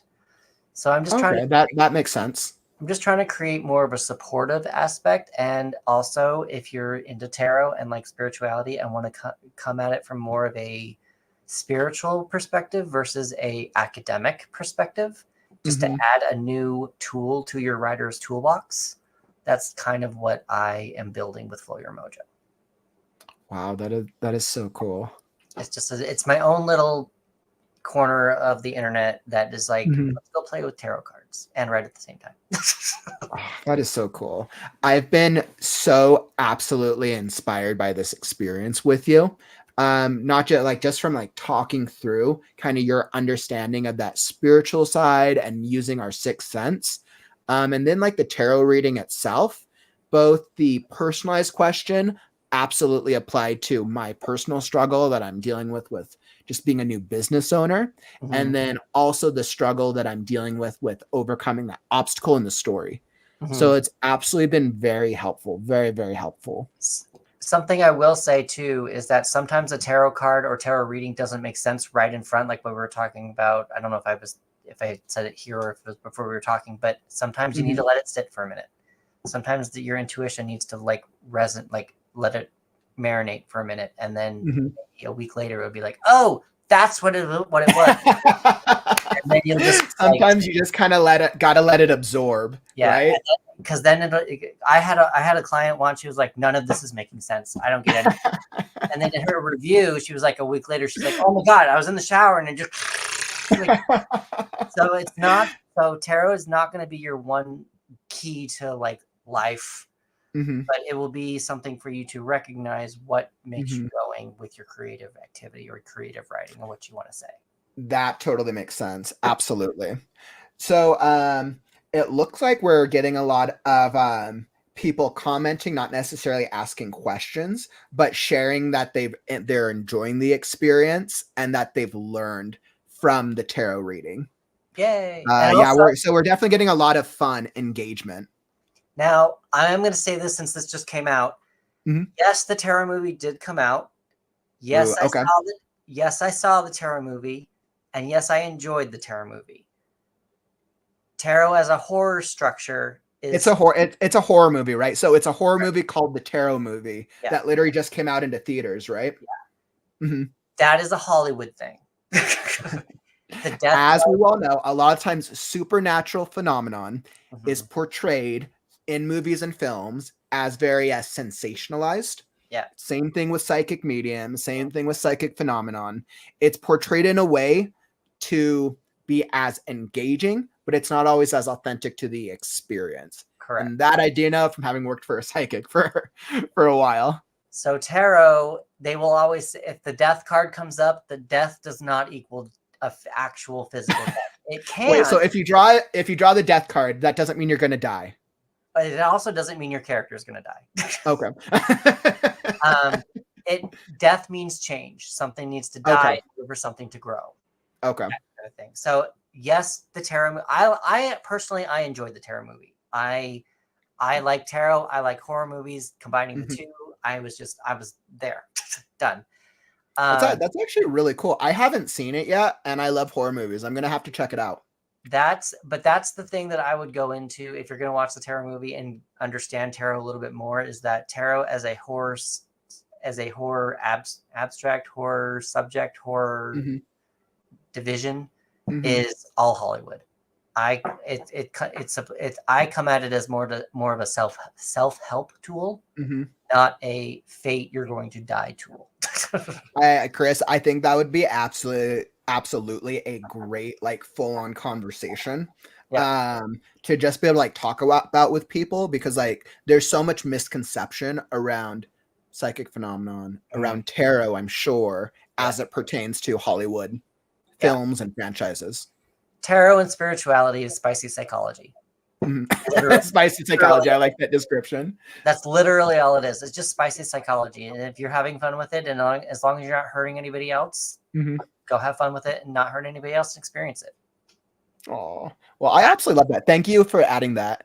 I'm like, I'm going to have on my mind the rest of the day. I'm like, all right, I have to go see the tarot movie. Yeah, I just want to see it. I highly Um, enjoyed it. I really wanted to. I really wish I would have seen a rated R version because it's PG-13, so the deaths are not as gory or whatever. But yeah, no, it's like still spiral. creepy. It's still creepy. Uh-huh.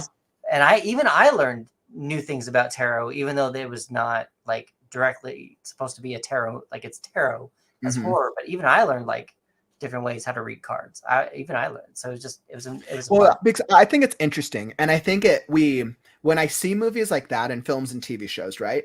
I think back to the entire process because the script starts with a writer. A writer probably wrote the script because they either love tarot or they were inspired by tarot, and they're like, "Hey, what if I make this a horror concept?" Right? Yeah. And then the script itself is probably more about the tarot experience. Yeah. But then as it goes through production, as Chris, we both well know what Hollywood is like. As it goes through the production process, it's picked up by the studio.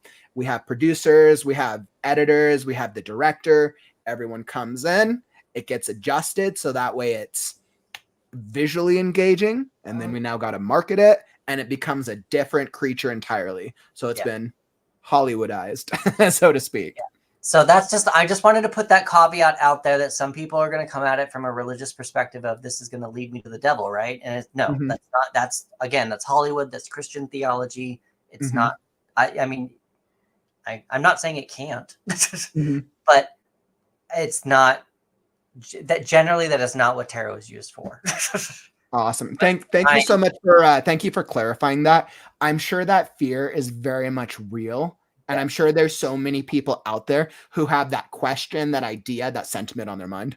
In my perspective, I've just learned to use it as a tool for self development and self encouragement versus what is the devil trying to tell me today? How can I like whatever? It's just that's all Christian theology. And then there is some truth to that depending upon how you decide to use the cards. But also again, these are just cardboard.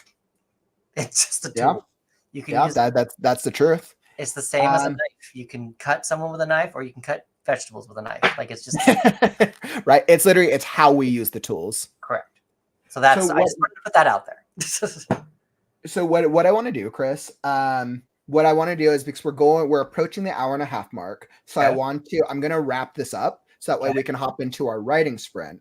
Okay. But before we end off the podcast itself, I have one burning question that I have to ask because I have to ask every writer this. Okay.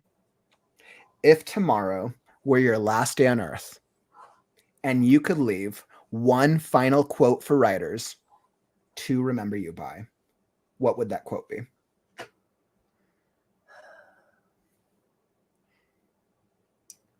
It'd probably be yourself and keep going. Something very simple. I love that. Be yourself, keep going, and also no one else is going to care. No one else really cares if you succeed or not. If you do it, you'll do it. I love that. I'm throwing that up as a banner. Be yourself and keep going. It's just simple. It's just don't let everyone else's opinions cloud you from living the life that you want to live. It's because theoretically, as far as we know, we only get one. Now there are past lives and all that kind of stuff. Again, a whole different subject. Different subject. I've had multiple lives. I know how it goes. As far as we know, definitively, scientifically, even though magic is still something science hasn't figured out yet. Whatever, it's a whole different subject.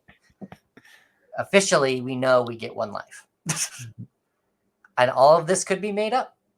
All of it, we don't even know. All of it could be made up, and there could be a bunny in heaven for all we know. Right, we don't know until the final curtain call. So live your life, be yourself, and don't worry about what other people think, and you'll find your crew. You'll find the people that want to be around you and who will support you and who will boost you up. And you got to be yourself. Don't mask. Oh, Well, Chris, I just want to say it's been an absolute pleasure chatting with you today. I feel like I've kind of learned some things about myself that I wasn't even expecting about myself and the story. Yeah. And we've had some absolutely great conversations. I'm like, I want to now go buy a tarot deck and then do readings for every like story moment. I'm super inspired by this conversation. And I'm sure, and I know from the comments I've been seeing that our community who's been watching has been inspired as well. And they've been enjoying the conversation. They can So always come to me thank for a you. tarot reading. Exactly, which is why this is the perfect segue. So, if you want to learn more about Chris and Flow Your MoJo and everything that Chris is doing, we have I've thrown in the link to his, I think it's your link tree. So it's a link that basically links to all of Chris's socials. It links to his website. I threw in the website link as well. It's Flow Your MoJo. Well, all of it's The under website. all of it's under chrislilly.tv. All of Okay, it. so it's all under chrislilly.tv. I'm going to throw that in the comments as well. So it is in the video description. The links are down below, so click on the video description. I know we have a lot of viewers from Facebook right now. I'm going to have to check to make sure that it's in the Facebook description, but it's definitely in the YouTube description on the stream under Kauffman's Corner right now. I'm also going to post this in the comments. Let's see, I want to say it's Chris. Hold on, let me go pull up. I want to make sure I have it. Bear with me just a second. No, we don't need that. So here is, oh, maybe.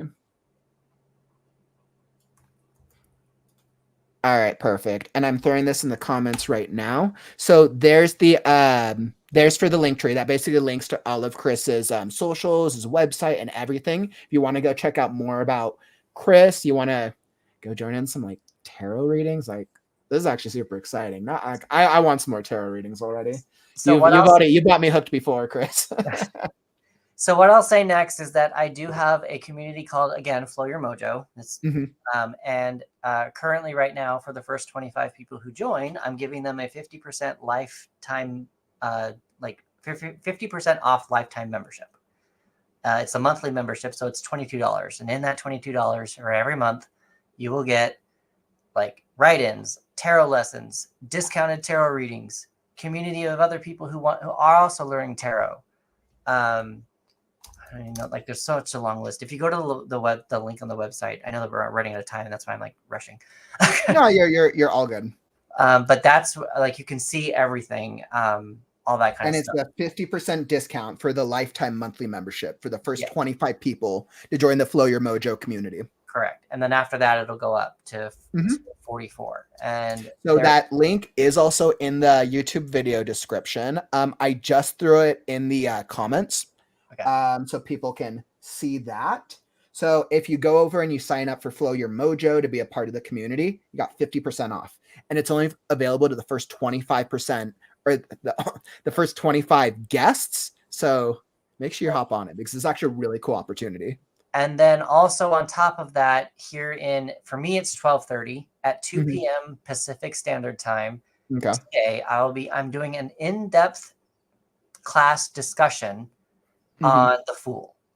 It's so for some people who are having to have a lot of they get overwhelmed learning the 78 cards. I'm actually just going to be discussing the Fool, basically going through the worksheet that we just went through, and doing it in depth with the people in the class and just bouncing ideas off of what do you see, what do you hear, what do you taste, and just kind of focusing on what the Fool is. And that's starting at 2 p.m. And if you put in this code that you put in there on the screen, that create 50, you can get 50% off on that class.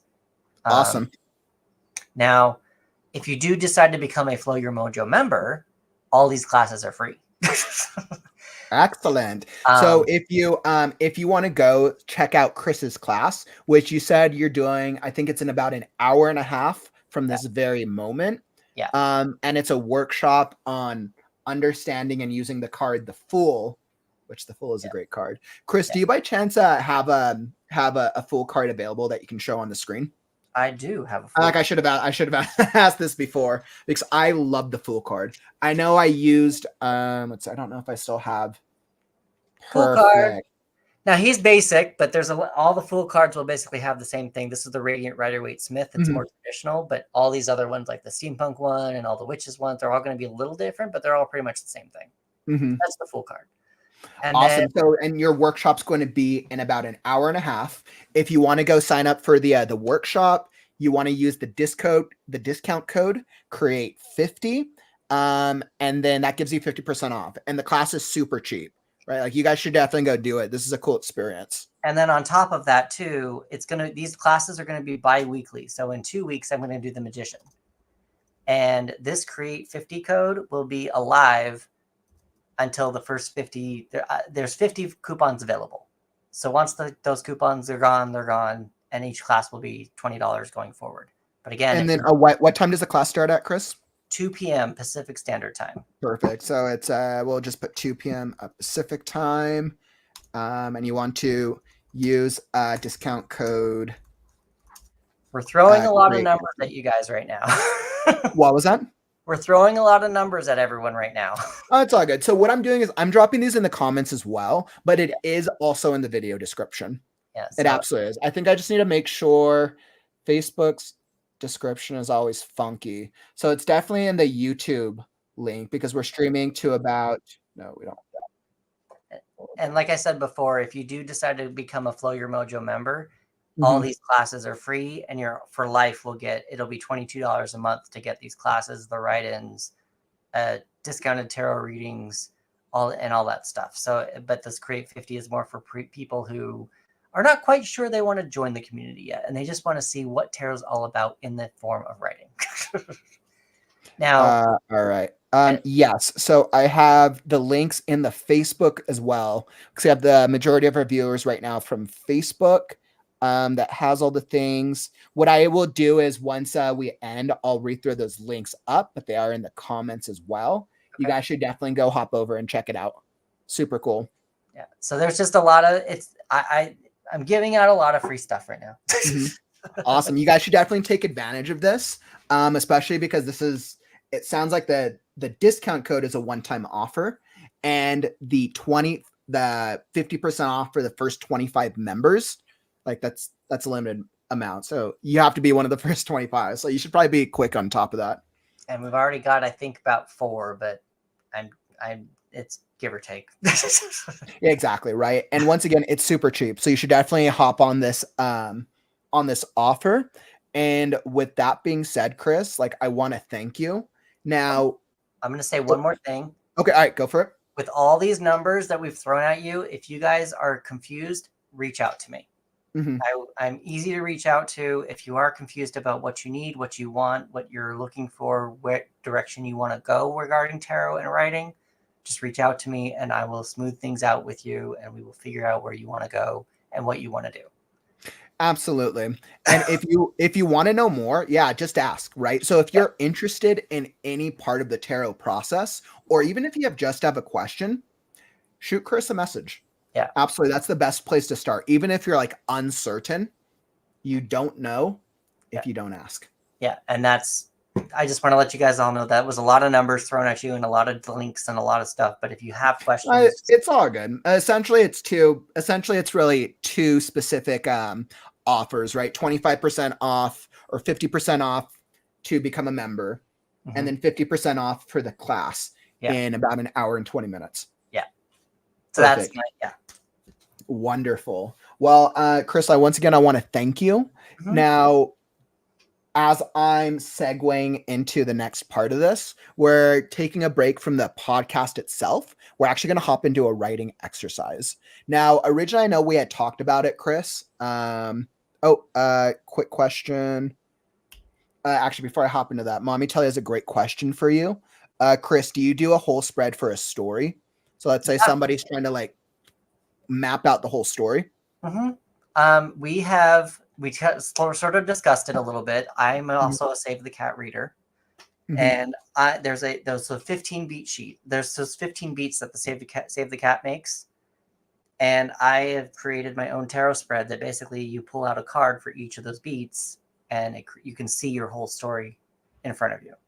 Wow, And that's actually really cool. that's ultimately That's really cool. that's ultimately one of the things I say too with tarot is that you can literally see the character. If you do the character spread, you can Hmm. literally see the character in front of you before you even write a word. Hmm. So it's the same as tarot for your story. You can get these 3 cards. If you want to go really, really basic, Hmm.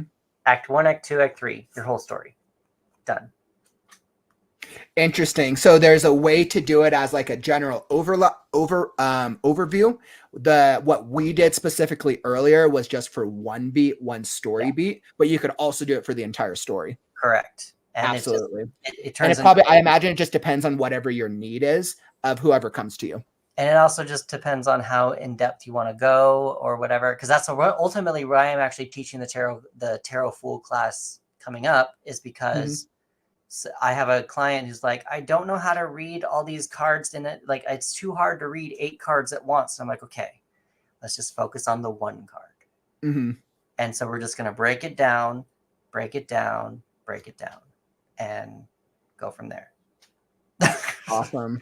Well, mommy tell you that was an absolutely great question. Thanks for asking.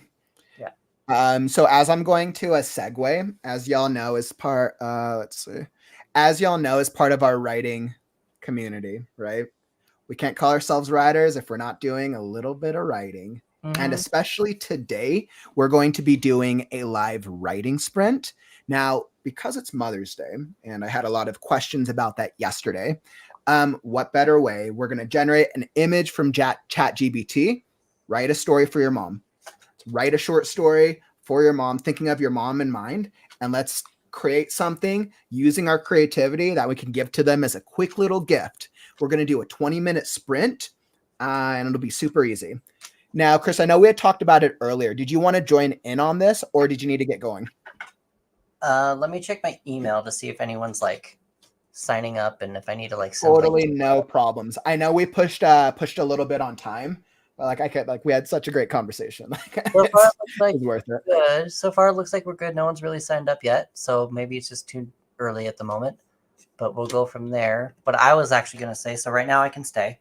What I was going to say too is, if you wanted to, this is the Empress, and she's technically the mother of the tarot. Ooh. So if you want to, I think we should probably use that as our inspiration. I think that's actually a great idea. yeah, she's the mother. She's considered the mother of the tarot. So again, go through your worksheet that you've got access to. And if you are stuck on a writing prompt or whatever, Let's see. Chris, move that a little closer to the screen. What I'll do is I'll take a screenshot, and that way I can pull it up. Perfect. Give me just a second and I'll pull up the screenshot. And we'll use that as the image because like it's Mother's Day. That's literally perfect. yeah. Right? So screenshot. So I'm going to use that mother as an initial idea. I'm going to throw that into ChatGPT and have that give us an obstacle as well to make it super easy for you, the writers, to join us. Yeah.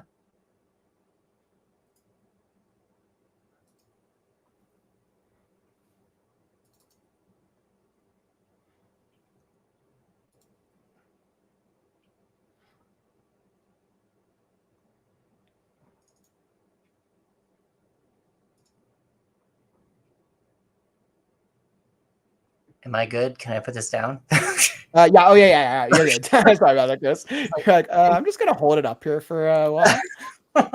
I didn't know. Well, I'm doing this. It looks like there's another good question from Willow Elizabeth. Hi, Willow. Are you able to pull Willow. as you go along? Have you have some overview and then do more as people get stuck? Yes. So I actually found a spreads that you can do daily, and it breaks the story up into specific points of your story per day. And like day 1 might be your opening scene. Day 2 would be creating a cast. Day 3, let's see, there's creating a mentor. Day 4 is creating a sidekick. And then you can get to like days 8, 9, 10, where it's like you can see what goes from the end of Act 1 into the end of Act 2. And it just kind of creates that bridge. And then as you do more spreads, you can get to Act 3 and what's the elixir? How does someone, I was gonna say die, but how does someone end? how does your story end? How do they complete their story? How do they feel about their story? What and then also what comes next. So you don't have to do it all at once. You can do it piece by piece, which is exactly kind of like what I said with the Fool card. Just one thing at a time. And also, again, with what you were struggling with too, Jared, take it one step at a time. Don't think about the end because you haven't gotten there yet. Yeah, that's absolutely a great like learning thing for me, right? I definitely focus so much on all the things, but got to focus on the thing in front of me as well, right? You are totally allowed to pull as you go along, and again, just use it as a writing prompt. And if that's just, you will get to the end when you get to the end. I hope that answers your question, Willow. And if not, Willow, I know you. We can always talk about that more.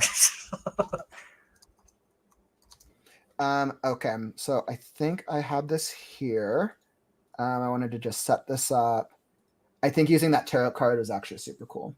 All right, so I want to see what this AI thing is that comes up. It's interesting. We've done this a couple times, Chris, on previous workshops. At the end of the previous podcast episodes, I've started doing this thing with the community where I just put in a writing prompt and then see what the AI gives us. And then we just use that as inspiration for a free write. Now, once again, because today's Mother's Day, like we're using this image as inspiration, we'll see what it gives us. Sometimes the images are super cool. Sometimes they suck. So we'll see what it gives us. And then you, the viewer, if you want to join us in on this writing sprint, we can use this as like a story to read to your mom. Something super easy for you. Put it up on our fridge. Exactly. So the writing prompt that I did, so I included the image itself. Perfect. So I included the image itself, and then the prompt I'm putting is we're doing a live story writing exercise. Please use this image to generate a new image that has a clear character, obstacle. Let's do antagonist, and or object that we can use as inspiration for a writing prompt. Perfect. And let's see what it gives us. Drum roll. And I love that you wrote please as well, because we need to be nice to the robots. We need to be nice to our to the AI overlords. I don't think we're gonna have to deal with it in this lifetime, but if like the AI takes over the world in 10 years, like I'm hoping that they remember that I was kind. Pleases and thank yous. Always good. Pleases and thank yous. Oh man. All right. And then let's see. I need to pull up my writing timer. Perfect. And this is just going to be, we'll do it as 20 minutes. So we want to keep it super easy. Let's see what we got here. So then what happens after this? Do we all just share what we wrote, or is it just practice? You know what? I've been playing around with different things. So right now I've been sharing mine and the guests. Obviously we can share. We can always open it up to the community. So if people want, like, you're able to write a story and you want to share it, you can always email it to me and we could read it live. That's absolutely something I'd be open to as well. Because I was thinking about that a couple days ago. Is there a way to let the community members share theirs? And I mean, like, I do the live story readings on my Saturday show, the Story and Critique Show. But for this, I think I probably need to create a specific place for people to go post stories. But for now, we can read them aloud if anybody wants to share. I came up with an idea for you. You should totally just have a separate podcast of just reading people's stories from writing prompts. That's a really great idea. I would probably have a lot of fun with that. It's a lot of work, but that's something that you could be like, doing the reading is fun. Doing the readings for me is a lot of fun. I enjoy it. Just make it a whole podcast, and then just that every episode is just someone's own story, if they want to. Let's see. I'm going to generate this one more time. I think because I'm thinking of Mother's Day, I want to get a female character in here. Surprising that they gave you kings in there. What was that? It's surprising that they gave you kings in there, actually. I think what it did from the image is it took the I think it took the royal style, and it's like, okay, I'm going to take the regal style and make this a royal character. No, I want moms. I don't want royal. Exactly. I So want let's do generate a new generate a new image with a female with a female character. Yeah, I'll just say generate an image that also image What if that you, also what if you went very specific to say generate a new image with a mother character? perfect. Generate a new image that has a mother. Yeah. Has a mother character. Yeah. Perfect. Because I didn't put that specifically into it, so I think that'll be better. So let's see what AI comes up with now. I know it continues to surprise me. Sometimes the images are amazing, and sometimes they're just mediocre. No. As we know with AI, the more specific you give the prompt, the more likely you get what you want. Yeah. Let's see, and then I need to open up Word. So let's see, I'm going to pull this up. Oh, well, that's going. I need to pull up a new Word file. So just to let everyone know, I'm on TikTok as well, but I'm going to take off on TikTok because I just wanted you guys to listen. I don't know if you guys heard any of that, what we were talking about over the last hour and a half, 2 hours, but I wanted to at least let you guys know that this was happening, and I'm going to take off for this writing prompt because I don't think you guys need to watch me just write. And I'm just going to take that off. So thanks for watching. And now TikTok's gone.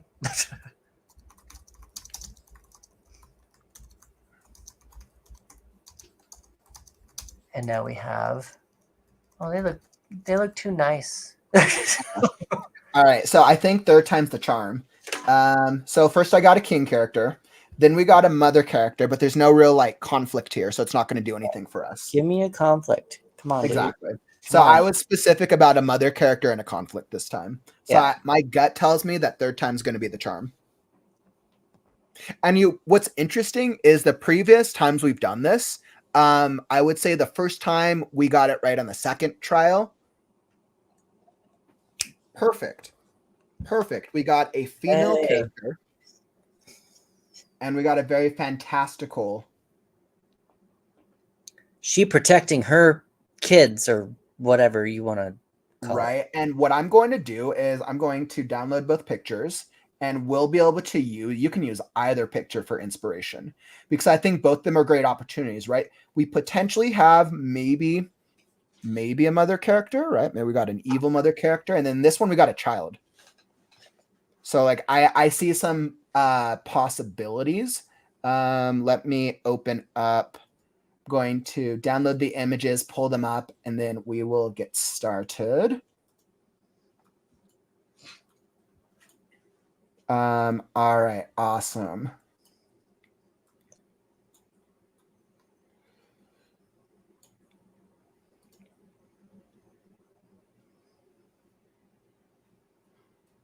And then where did my timer go?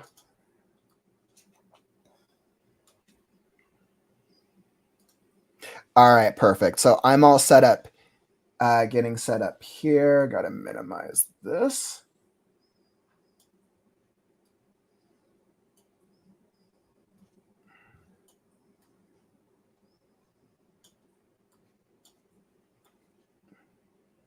Cool dragon.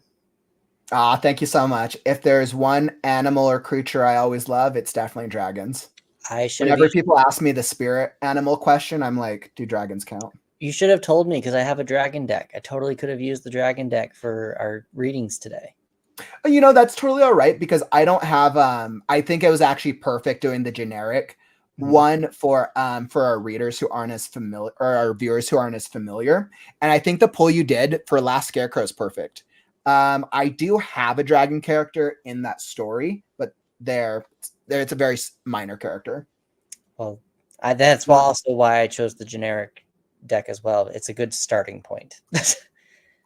Okay, so I'm already here. So we got writing exercise. I'm just going to write this.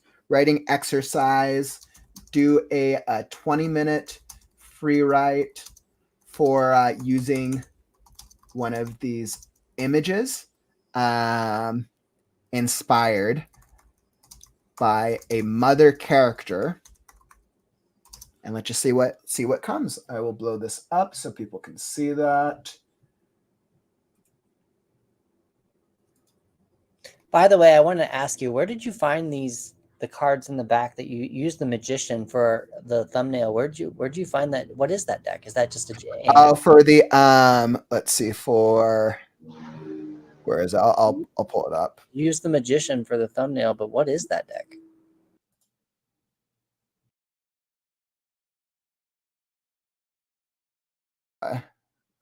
Let me see if I can do this. Oh, maybe. I'm like seeing what's actually letting me see the image in the back. So what I actually used for this one, I'll drop you for just a second so we can see it.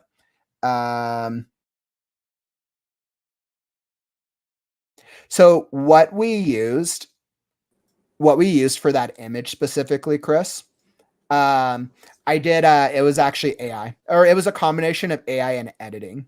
Okay. When I was thinking about the thumbnail for this picture, I wanted to think about like, okay, how I wanted to do a tarot cards to kind of like be like, okay, it's like a tarot inspired interview, but I found so many miscellaneous tarot images online. I was like, I knew which tarot cards I wanted to do. So I put the prompts into Chat GBT, came up with some images, did some editing, especially some coloring, some touching up and adjusting of the image to make it visually appealing. Yeah, but essentially they're AI tarot cards. Because I wanted to buy the deck. I know, right? I'm like, Chris, I think we're going to have to make a brand new tarot deck using AI. There's a market for it. There absolutely is. There was one cool deck that I found online that was similar, but I'm like, I don't think I'm going to be able to pull the images. Okay, so you are all good. So let's see. Is that the free? Trisha, it's actually I do the paid version of it because I use ChatGPT so frequently. Not in the creation portion of it itself.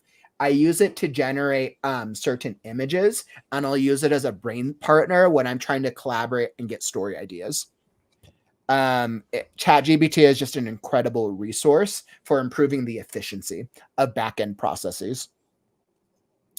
Okay, so I got this. I am all set here, Chris. Let me pull up. Oh, I have to re-add this. There we go. Awesome. So I'm all set here. I got the timer. I'm going to minimize that. Pull up so people can see it. And then pull that so that way people can see either of the images. All right. And I am all set. I'm going to throw on some music. So if you're just hopping into the live stream, we're doing a 20-minute free write using one of these images as inspiration. And for your mom. For your mother. Let's see what we get. Perfect opportunity to write a story for your mother. Is there a difference? Is there a big difference when paid for? Trisha, that's a great question. Usually just get more, you can ask it more questions and you get the GBT 4.0, which is the current algorithm based on, and it scans the current internet. The 3.5, the free version, I think it pulls up until last year. So any like questions that you would have like currently, it just wouldn't work because the 3.5 only applies till 2023, I believe. Great question. Okay, so I'm all set. I'm going to throw up some music because we need some good writer vibe music.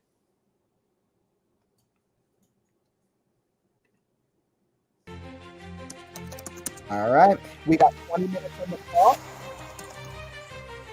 And it's time to write now.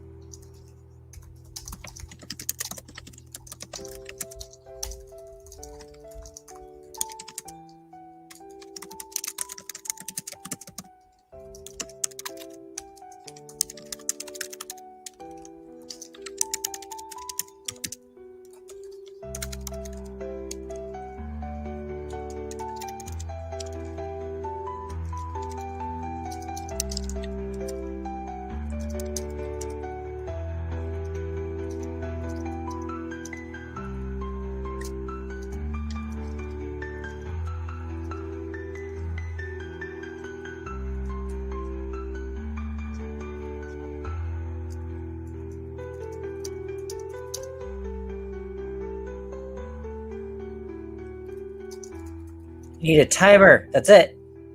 Okay. Pencils down. And we are time. Pencils down.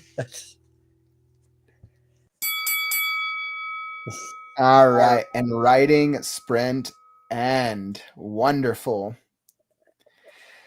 Whew. All right. How'd that writing sprint go for you, my friend? For me, I did it from the bad guy's point of view. I was like, that was actually really smart. I definitely did it from the sorcerer's point of view, and I think I almost got to the end. I'm like so guilty of going over time on writing sprints. I'm like, I have to finish the story. I was paying attention, and then at the very end, I was like, the last 5 seconds, I was like, I guess I could write one more sentence, and then it went down to 0. But I ended the scene on mother against mother, and I was like, that's good. I went sorceress against witch, who were both mothers. There you go. Yeah. Oh man. So I hope if you're here in the community, if you're here in the live stream, were you able to get a cool little writing sprint done yourself? I was very much inspired by that free write. Very much so. I thought that was a cool experience. Mm-hmm. Now, as we're at the 2:20 mark, let me think. I'm fine with reading my story. Did you want to read what you came up with, Chris? It was like totally no pressure. Sure, huh? It's not going to be good, but sure. And so, as we remember from writing sprints, the goal of these isn't to write something perfect. The goal is to have fun and just see what comes. Yeah. Awesome. Why don't you go for it? You can read, and I'll pull back up. And if you're here in the community and if you want your story read, I'd be happy to read it out loud for you. You can send it to I'll throw up a banner. Want your story read, send it to the creative ghostwriter at gmail.com. Perfect. All right, why don't you go for it, Chris? All right, so I started with dumping just like what this is, and then I got into the story. So first I wrote, I think I want to tell a story from the bad guy's POV. It seems like a family is under attack and they need to protect their land/area from the intruder. Looks more like the child is from the good person's perspective. Have these creatures stolen the child? Why have they stolen the child? And then I started going into it. And I say, the time has come. The mother creature has been planning the ceremony for years, and today is the day that all of her work and patience has come to be of use. She places all of her supplies next to her cauldron, putting the herbs and spices in the boiling water as her son watches her, learning how to perform the spell that his mother has been rating on about for the past century. Most of the ingredients have been carefully placed into the cauldron, and the mother stirs the mixture carefully. Raising her hands in the air, she screams out a spell, calling on the gods and her family's ancestors to focus all the power on this spell. Her son joins in. A son creature joins in joins raising his hands and simultaneously saying the same spell that his mother told him to memorize ever since he was a child, or ever since he could read. Lightning strikes, indicating that the spell and potion are being performed correctly. The mother creature turns around and looks at the final ingredient to this potion. A child peacefully sleeping on the ground. She points to the sleeping child, and the son creature takes the child in his arms and takes him to the cauldron. As the mother says her final words to her spell, the son creature lifts the child above his head, prepared to sacrifice. The mother concludes her spell and with the point of one finger indicates to drop the child into her potion. Right as he's about to do so, the child wakes, flips out of the sacrifice's hands and says, "Not today." Then the sun creature is stabbed through the back by a golden magic beam, disintegrating him on the spot. The mother creature turns around to see a woman warrior holding the staff with a glowing light at the end of it, ready for a showdown. Mother against mother.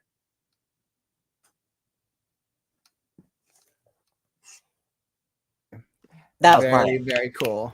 That was very cool. We got the cool, like, scenic, like, mother versus mother. We got the magic in there. We got the fight off. I was very entertained by that story. Yay! I'll take it. And it looks like you got some love as well. You just got a couple likes and hearts over here. So clearly Yay! I'm not alone. Yay! Okay, let's see what I came up with. I think mine was kind of a combination of, yeah, I would say mine was, I used like a combination of both of the images. I'll put this one here and this one here.